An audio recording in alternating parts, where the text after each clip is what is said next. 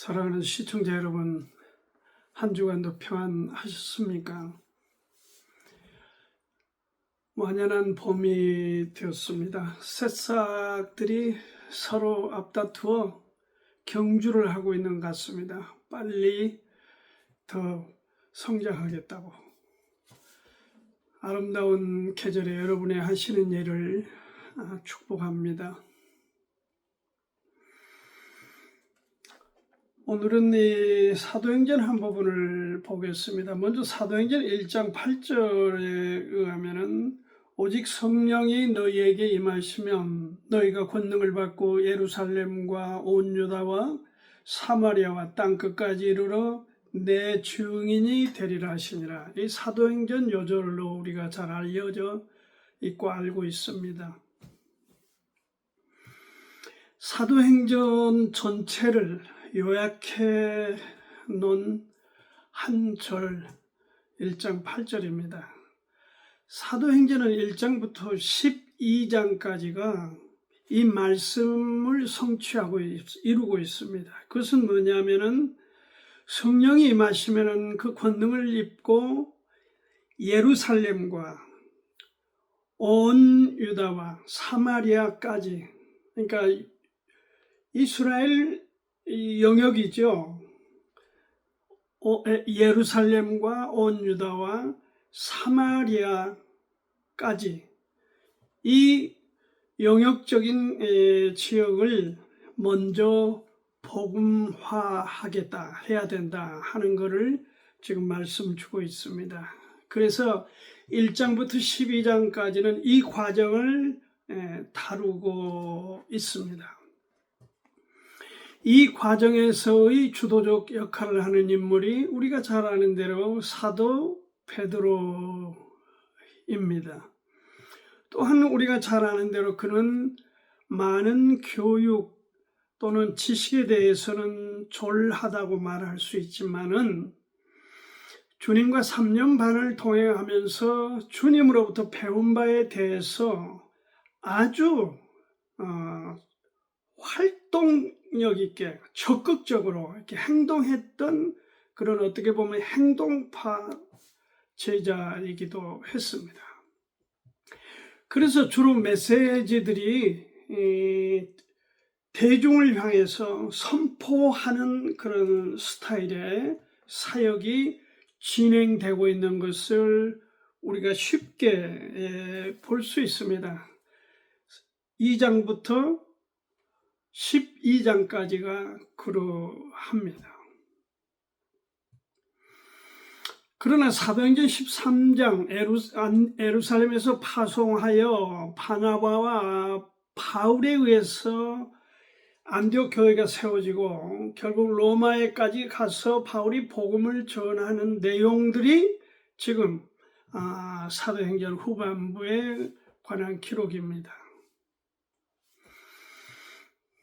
1장, 2장, 1차, 2차, 3차 선교 여행을 바울이 주도해서 했던 것과 그리고 끝내는 로마를 향해서 가고 로마에 도착하고 그리고 거기서 감옥에서 최후를 맞는 그 순간까지 복음화해서 하나님께서 사도 바울을 쓰고 있습니다. 우리가 잘 아는 대로 바울은 탁월한 지식을 갖춘 그런 지식인이기도 했지만은 하나님께서 하나님 방법으로 맥을 못 추게 그냥 꽉 잡아버린 그런 모든 것을 그렇게 할 수밖에 없는, 쏟을 수밖에 없는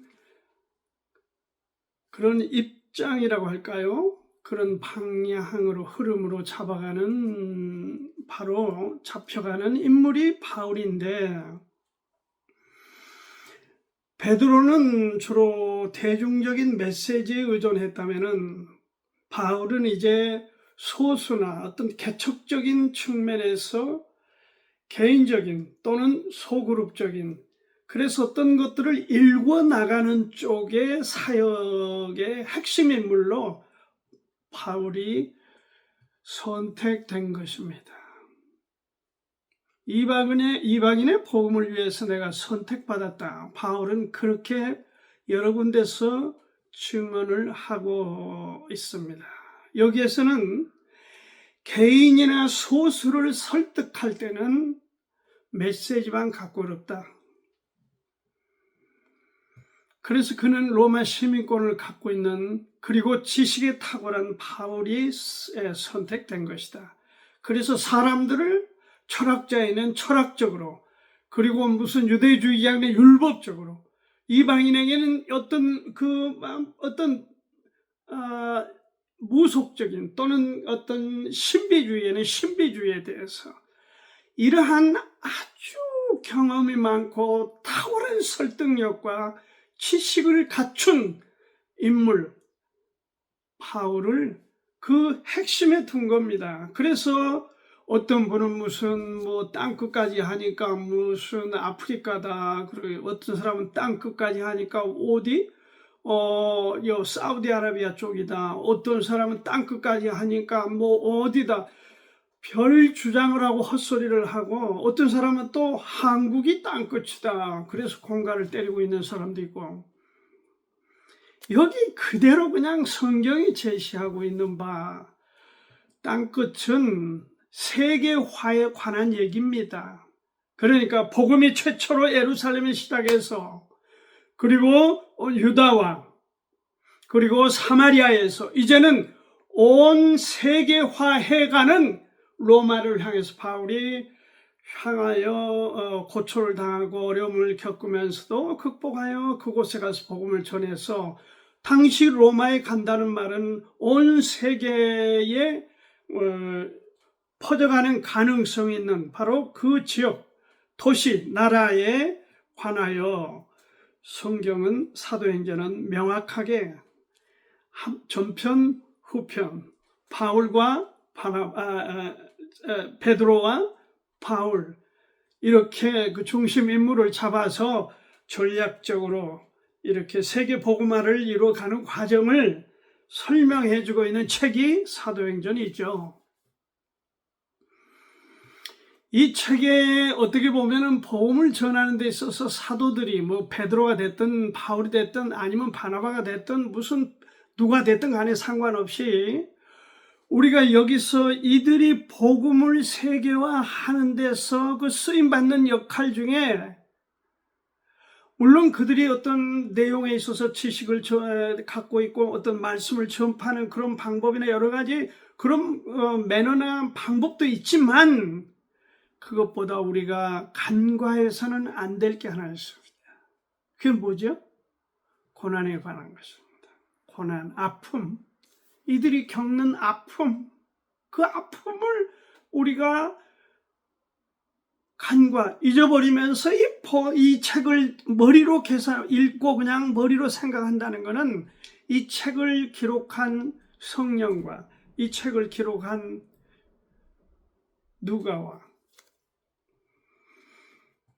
우리의 이 발자취를 남겨주는 수많은 선진들의 희생을 욕되게 하는 것입니다. 고난을 함께 실어서 이 책을 봐야 됩니다. 그래서 오늘 저는 사도행전 오늘 한 부분 6장 1절부터 7절 한 부분에 대해서 말씀을 나누며 중심 제목을 아픔은 성장의 기회입니다. 아픔은 성장의 보약입니다. 기회입니다. 이런 제목을 걸고 이 시간에 함께 여러분과 허락한 시간을 나누고자 합니다. 먼저 이 모든 또 대다수의 사람들이 하는 일에 있어서 출발은 거의 정상적으로 무난하게 진행되는 것을 보게 되는데 사도행전도 그러합니다. 이 내용이 여기 6장에서 보건대 아주 무난하게 진행이 되고 있습니다. 사도행전 6장 1절을 보면은 그때의 제자가 더 많아졌는데 그때의 이 말은 지금 예루살렘에서 사도들이 복음을 선포하면서 이들이 빗장을 걸어 잠그고 두려워서 떨고 있으면서 기도한다는 그런 제목을 명분은 있었지만은 그 유대주의자 제사장이나 사두개인들이나 이런 그 지도자 유대주의자들의 그 핍박, 예루살렘에 몰아치는 그 핍박, 죽거나 감옥에 가거나 이런 핍박에 대해서 두려워하여 이들이 지금 마가의 타락방에서 문을 걸어잠그고 지금 떨고 있습니다. 그들은 기도한다고 했지만 정말 그런 활기차진 못한 우리가 상황을 생각해 볼 수 있습니다.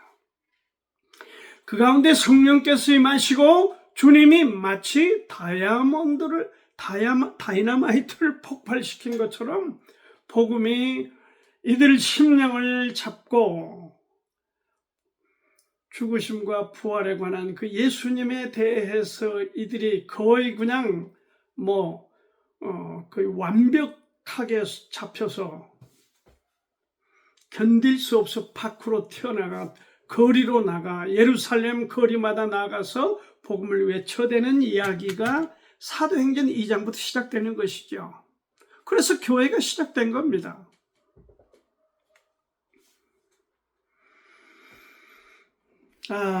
정말 참 오늘 이런 일이 일어날 수 있다면 얼마나 좋겠습니까?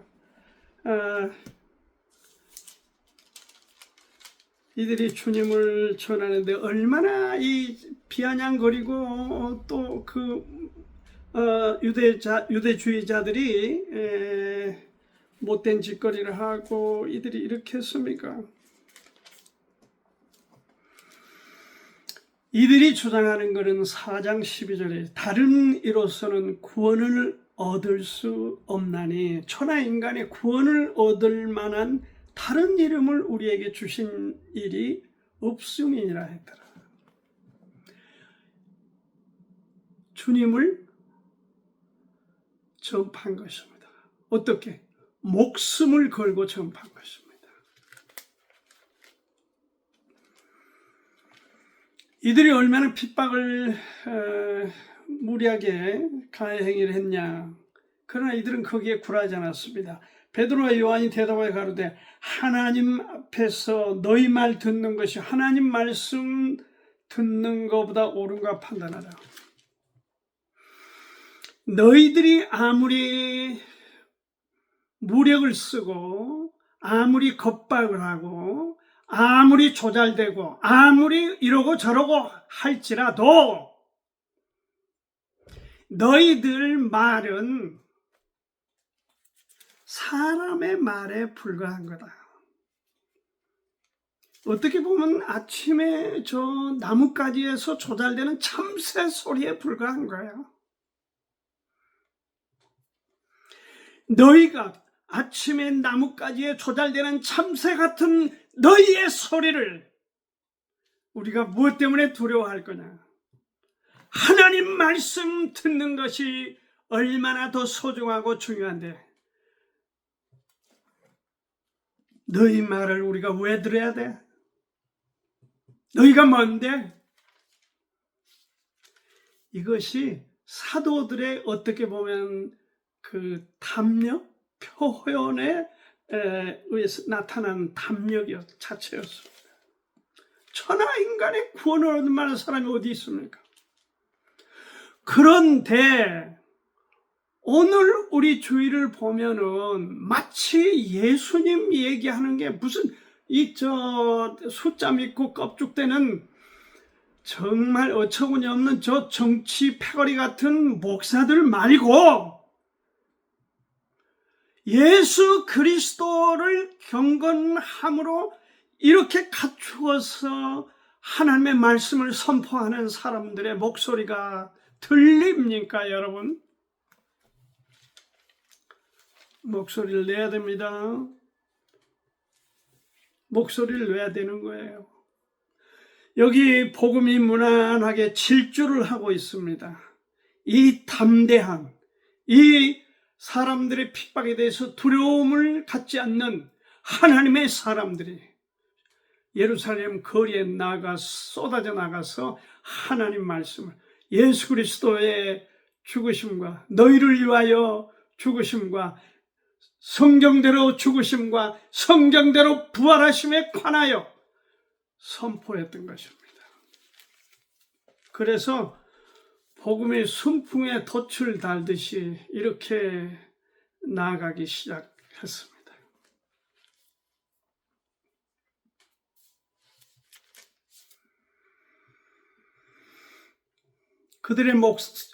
그들의 메시지는 거의 폭발적이었습니다. 그냥 막 사람들이 쏟아져 들어왔습니다. 교회로. 그래서 예루살렘 교회가 형성이 되었습니다. 예루살렘 교회는 혹자가 주장하기를 5만 명 정도, 뭐 하루에 3,000명이 들어오고 뭐 2,000명이 들어오고 막 그냥 수다한 무리가 교회로 쏟아져 들어왔으니까 여러분 혹시 그 추수할 때 꽤 그 잘 익고 잘 마른 그 꽤 참깨, 들깨, 깨 터는 걸 보셨나요? 마치 그 깨를 작대기로 때려서 털면 그냥 우수수 쏟아지는 것처럼 예루살렘 거민들이 예수 그리스도에 관한 제자들의 메시지를 듣고 교회로 쏟아져 들어온 겁니다. 그냥 쏟아져 들어온 거예요. 폭발적이었습니다.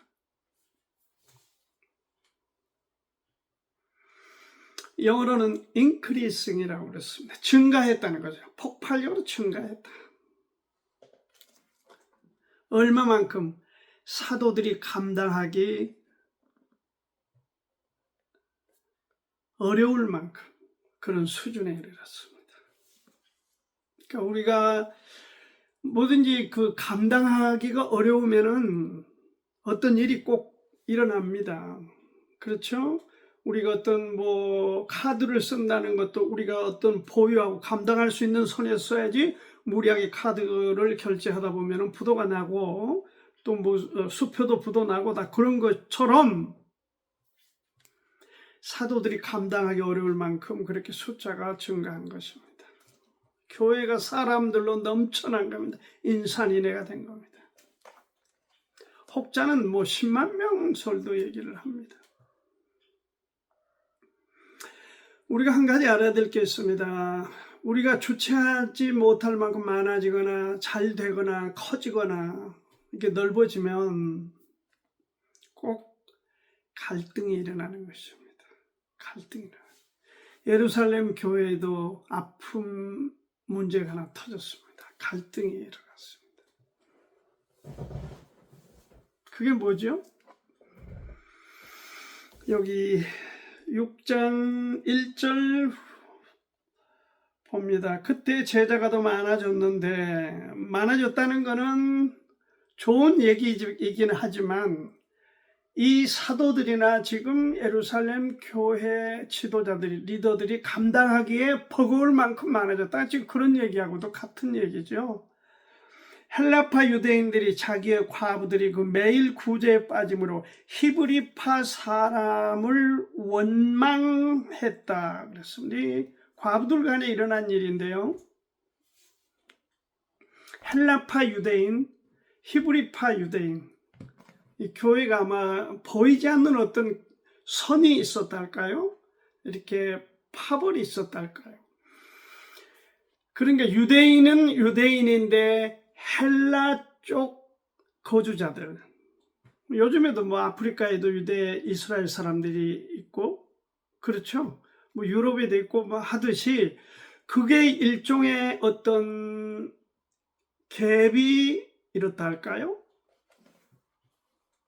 그래서 자기들이 의식했든 안 했든 간에 헬라 사는 유대인들, 헬라파 유대인들의 그 과부, 그 다음에 어떻게 보면 오리지널 히브리인들, 히브리파의 과부, 유대인, 히브리파 과부, 헬라파 과부, 이렇게 은연중에 그렇게 나뉘어 어떤 정서적이든 감정적이든 교회 안에 속해 있는 그리스도인들 세계에서도 그런 갭이 있었는데, 여기 지금 예루살렘 교회이기 때문에 주로 히브리인들에 의해서, 이스라엘 사람들에 의해서, 유대인들에 의해서 이게 주도가 되는 것은 사실이고,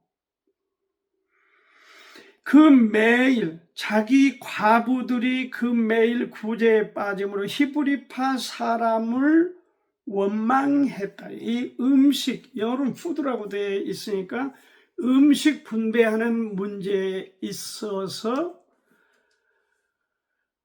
좀 차별을 느꼈던 걸로 봅니다. 헬라파 과부들이 히브리파 과부들은 좀 더 풍성하게 넉넉하게 준 반면에 아무래도 외지에 왔다 해서 헬라파 사람들에게, 과부들에게는 더 빈약하게, 더 인색하게 그렇게 주는 것으로 주었다가 아니라 느꼈다는, 그들이 보이지 않는 분파가 그래서 탄생한 거예요. 그래서 헬라파 과부들이 히브리파 과부들을 원망하게 된 겁니다. 저쪽 사람들을, 나누는 주도하는 사람들을 원망하게 되는 거예요.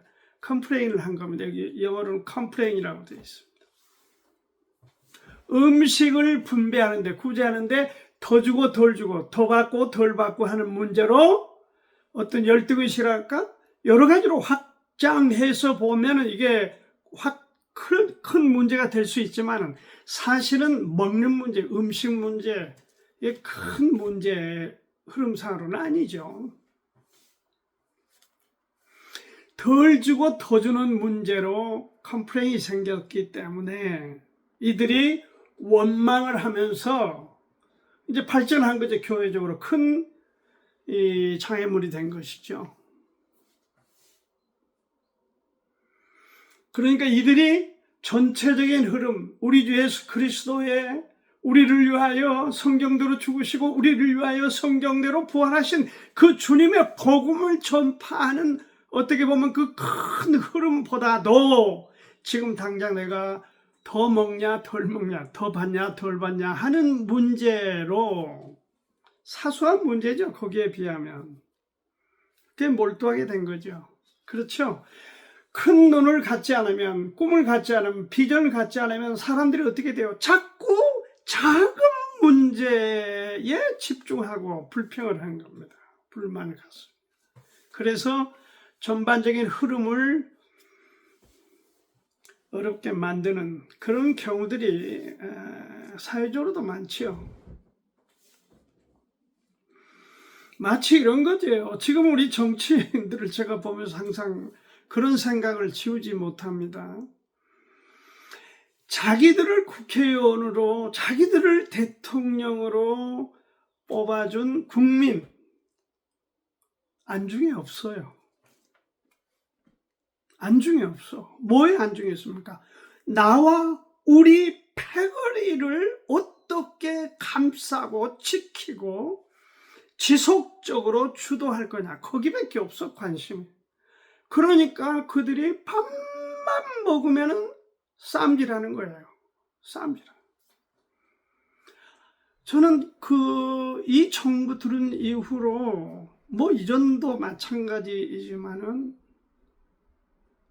상대 당이나 상대방에 대해서 박수를 치거나 긍정적으로 그건 잘한다, 좋다 했던 기억이 별로 없습니다. 그러니까 나라가 앞으로 가기 어렵죠. 국민들 정서가 하나가 되기 어렵죠. 지지하는 사람에 따라서 극단의 주장을 펴면서, 오늘 또 이게 유튜브를 열고 보니까 그냥 상당히 알려진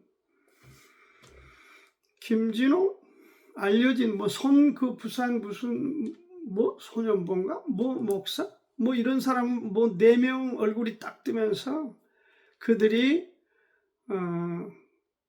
공산주의 정리 싫다, 거절한다. 왜 나는 그 사람들이 목회를 하는지 모르겠어요. 이 목회, 이 패스토라는 말이 목자가 뭐 하는 사람인지를 모르는 사람들로 보여지거든요. 목사는 정치한 사람들이 아닙니다. 그건 정치인들이 하는 거예요. 국회의원이나 정치인들이 전문적으로 하는 거고, 목사들은 하나님의 말씀을 들고 어떻게 하면 구원받게 하고 어떻게 하면 구원받은 사람들이 더 주님 모습을 향하여 성장해 가게 도울 수 있을까? 말씀을 들고 설교하고 개인적으로 구령을 하고 그들을 양육하고 가르쳐서 주님 나라를 향해서 성장해 가도록 돕는 게 목사가 하는 일인데, 그들 입에서 그런 얘기를 저는 들어본 적이 없어요.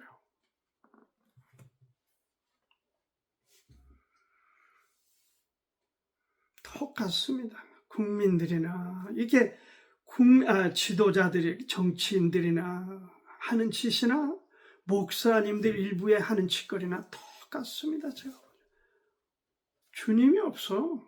말은 주님, 주님. 그들이 무슨 삶의 주님이 있습니까? 정치인들이 국민 세금으로 먹고 살고 다 호강호식하면서 그 내는 세금을 내는 국민들을 우습게 하는 대통령, 국민들을 우습게 하는 국회의원, 장관, 국민들을 우습게 하는 사회, 정부, 요직에 있는 사람들, 참 기가 막혀요. 제가 볼 때 기가 막혀. 이렇게 나누어서 이러면은요, 성장하기 어렵죠. 아픔이죠. 갈등입니다. 고통이에요. 진통이에요. 진통 중에 진통이에요.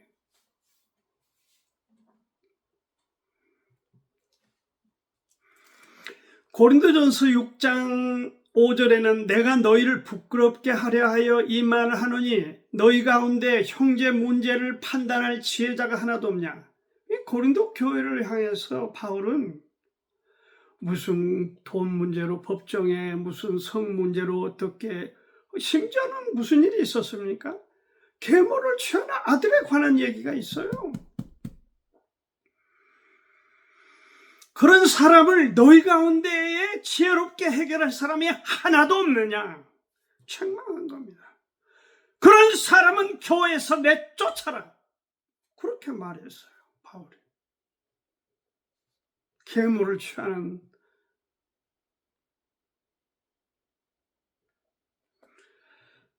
지도자가 없는 거죠. 지도자라고 하는 대통령이 한쪽에 서서 다른 쪽을 계속 적대시하는 이런 풍토가 대한민국 몇 명의 대통령 중에 역사적으로 있었던가 모르겠어요. 정말 가슴 아파요. 슬퍼요. 메시지를 내는데 자기 추종하는 패거리들한테 메시지를 계속 내고 있어요. 국민들이 안중에 없어요.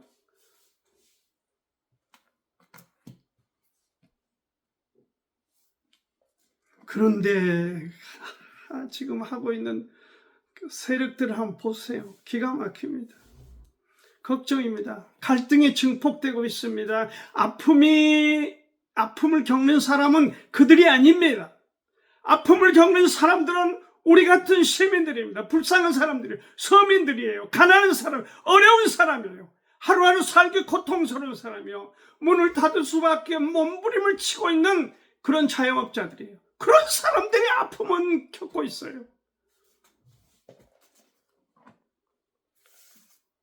그러나 아픔을 겪는 저도 그렇지만은 자영업자 여러분, 그리고 국민 여러분, 아픔을 겪고 있는 여러분에게 이 시간에 말씀드립니다. 그것이 끝은 아닙니다. 걱정하지 맙시다. 사람 세계는 문제가 있어요. 네, 한 목사에게 형제가 상담을 하러 왔습니다.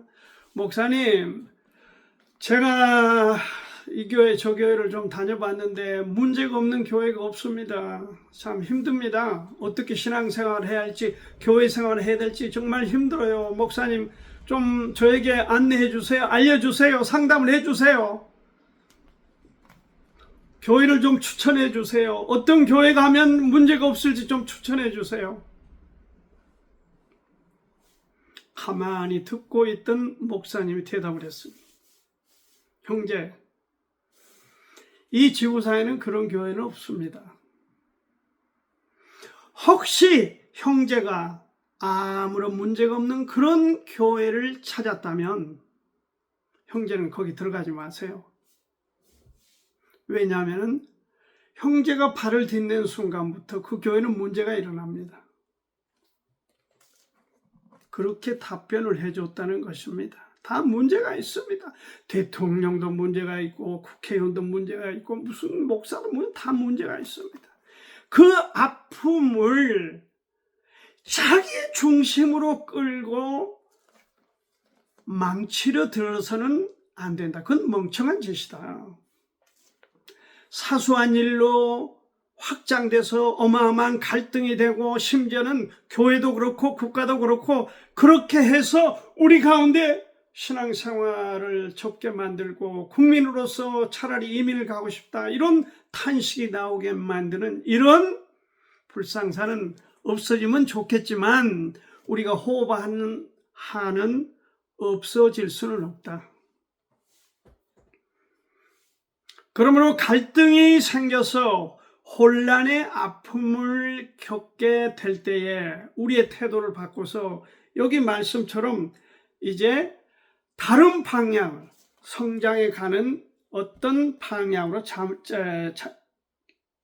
방향을 잡자는 것입니다. 여기 이렇게 말하고 있습니다. 2절에 보니까 6장 2절에 12사도가 모든 제자를 불러 이르되 우리가 하나님의 말씀을 제쳐놓고 공개를 일삼는 것이 마땅치 아니하니 형제들아 너희 가운데 성령과 지혜가 충만하여 칭찬 듣는 사람 7을 택하라. 우리가 이 일을 저희에게 맡기고 우리는 기도하는 것과 말씀을 전하는 것을 전무하리라. 사도들이 성숙한 사도들이 등장하여 분업을 추구하는 겁니다. 분업을. 그래서 갈등 사회, 갈등이 일어나는 교회는 성숙한 사람들이 필요하다. 성숙한 사람이 절대적이다. 절대적으로 필요하다. 사도들은요, 자기가 무슨 일을 해야 되는지 알고 있었습니다. 그것은 뭡니까? 말씀을 전하는 것하고 기도하는 일이었어요. 그런데 지금 무슨 일에 이 아픔이 일어나는, 갈등이 일어나는 겁니까? 구제하는 물, 음식 먹는 문제로 갈등이 일어나는 겁니다. 이거는 사도들이 해도 되고 안 해도 되는 일입니다. 그러니 거기서 사도들이 발을 빼고 거기에 맞는 사람을 세우자, 선출해서 그들에게 위임하자. 그것이 지금 이 사도행전 6장의 요지입니다. 그래서 성숙한 일꾼들을 선출한 겁니다. 이것을 집사의 효시다. 이렇게 일반적으로 말합니다. 조건이 있습니다. 아무나 선출한 게 아닙니다. 여기 몇 사람이라고 했습니까? 5만 명, 10만 명이 된다는 이 어마어마한 거대한 예루살렘 교회에 7men, 7사람을 선택해라. 그 조건이 있어요. 그 조건이 뭡니까? 성령과 지혜가 충만한 사람. 그래서 칭찬 듣는 사람 7사람을 선택해라. Brothers, 형제들아, choose 7men from among you. 너희 가운데 7사람을 선출해라. 누구냐? 어떤 사람이냐? Who are known to be full of the Spirit and wisdom. 지혜와 성령과 지혜가 충만한 것으로 알려진 7사람 이렇게 되어 있습니다. 원어로 영문으로 번역을 해보니까 그러니까 우리말에는 칭찬 듣는 사람 이렇게 되어 있는데 그거보다는 성령과 지혜가 충만한 것으로 너희 가운데 알려진 7사람. 제1조건이 성령 충만, 지혜 충만입니다. 그런 사람 7사람을 선출해라. 그래서 지금 선출된 것이죠. 그것을 회중이 기쁘게 받아들였다는 거 아닙니까? 그래서 집사들이 지금 7명이 선출이 된 겁니다. 투표로 했는지 아니면 추천을 했는지는 모르겠으나 어떻든 그 중에 7사람이 세워졌는데 그 7사람 이름이 성령이 충만한 5절에 보니까 온 무리가 이 말을 기뻐하여 믿음과 성령이 충만한 사람 스데반과 또 빌립과 그리고 5명 계속 나와서 7사람을 선출해서 사도들이 그들에게 안수하고 집사로 세웠다. 뭐 하는 일로? 임무가 있습니다. 구제하는 일로, 주로 돌보는 일로. 집사가 헬라어로 디아코노스죠. 먼지를 일으킨다는 뜻입니다. 그러니까 이런저런 사도들이 미치지 못한, 사도들은 사도들로서 할 일에 대해서 전념하게 하고, 그 나머지 어떻게 보면 조금 더 육체적으로 힘들 수 있지만은 그런 일, 구제를 한다든지 무슨 뭐 청소를 한다든지 이런 교회의 전반적인 일에 관해서 분담해서 이들이 맡았다. 디아코노스, 먼지를 일으킨다. 일을 한다는, 일하는 사람, 섬기는 사람, 봉사자를 선택했다. 그 얘기입니다. 오늘날은 집사들을 어떻게 선출합니까? 교회에서 주로. 목사 그냥 지명하는 거 아닙니까? 어느 하루 사이에 그냥 임명장 주고 1년 나와도 집사, 과부도 집사, 누구도 집사 막 뽑죠. 어떻게 이 지금 법문하고 오늘날 교회 집사들하고 수준을 맞추고 같다고 말할 수 있습니까? 얼마나 교회가 타락하고 얼마나 교회가 수준을 낮추고 형편없는 수준으로 떨어져 있는가를 단적으로 보여주는 사례입니다. 집사란 지위가 중요한 지위입니다.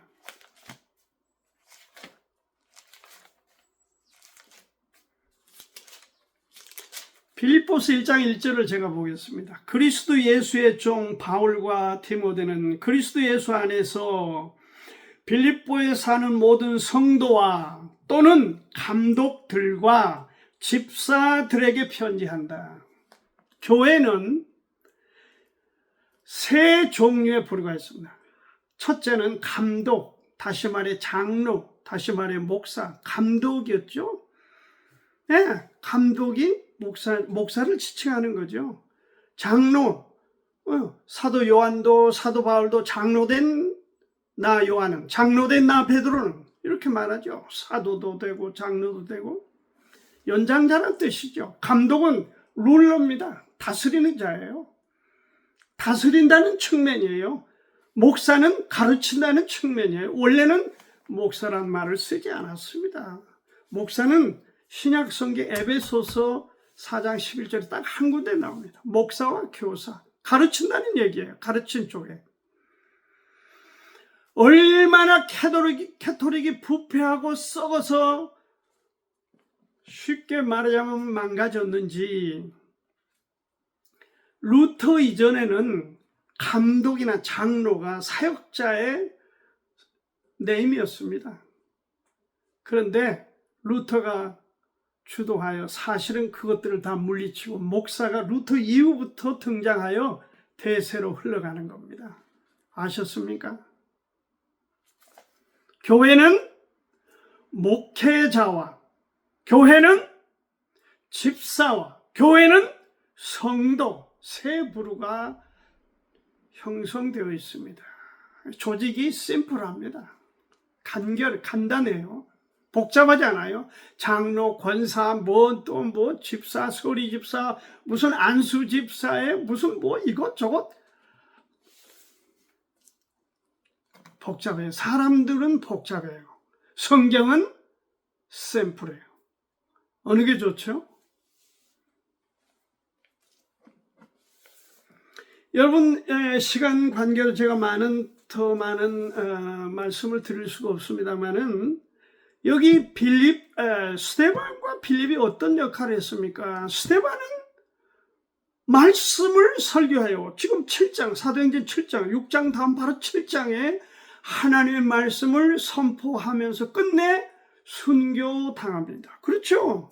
사도행전 7장 끝이 그렇지 않습니까? 무릎을 꿇고 크게 불러 가로되 주여 이 죄를 저들에게 돌리지 마옵소서, 이 말을 하고 자니라.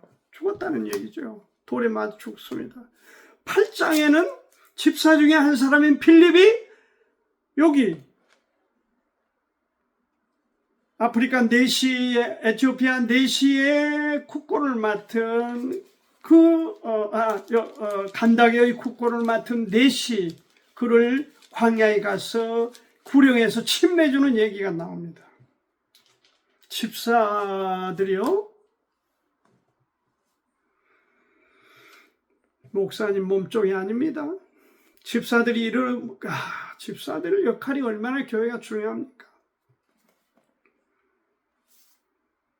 구약에도 출애굽기 31장에 보면은 부사렐과 오홀리압이 등장하는데, 모세에 의해서 성막과 이 성막 건축을 제시했지만은 그것 구체적으로 그 다 하나님께 제시한 시간대로 지어낸 인물이 부사렐과 오홀리압인데, 이 사람의 특징이 뭐냐? 하나님의 신에 충만하고 지혜와 지식에 충만한 사람, 총명을 갖춘 사람들. 하나님의 일은, 교회의 일은, 하나님의 말씀을 선포하는 데는 첫째 조건이 성령 충만입니다. 지혜 충만입니다.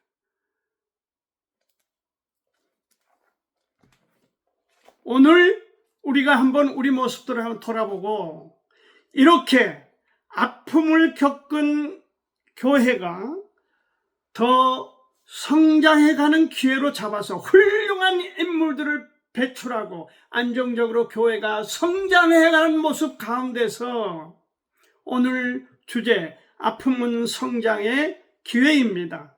아픔은 성장의 보약입니다.